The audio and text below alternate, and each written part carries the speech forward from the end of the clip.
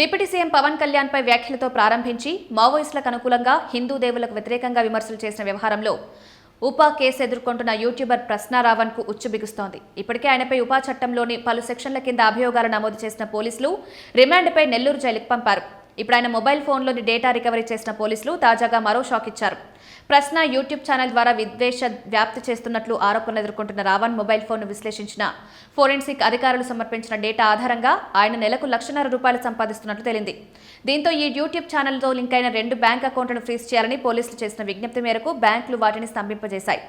ఈ 2 బ్యాంకు ఖాతాల ద్వారా ఎలాంటి లావాదేవీలు జరగకుండా ఈ నిర్ణయం తీసుకున్నారు. దీంతో పాటు రావణ్ లావాదేవీలపై పోలీసులు లోతుగా దర్యాప్తు చేస్తున్నారు. రావణ్ వెనుక ఎవరున్నారనే విషయం తెలుసుకునేందుకు ఈ కేసులో మరింత సమాచారం సేకరించేందుకు పోలీసులు ప్రయత్నిస్తున్నారు. దీనికోసం ఇప్పటికే సేకరించిన మొబైల్ ఫోన్లో వాట్సాప్ చాట్ల వివరాలు తెలుసుకున్నారు. తన స్టూడియోలో రహస్య కెమెరాలతో తీసిన అమ్మాయిల వీడియోలు, వాటిని అడ్డుపెట్టుకుని చేసిన బ్లాక్మెయిలింగ్ ఆధారంగా మరిన్ని కేసులు నమోదు చేసేందుకు పోలీసులు సిద్ధమవుతున్నారు. దీంతో రావణ్ కు పూర్తి స్థాయిలో ఉచ్చు బిగిస్తున్నారు.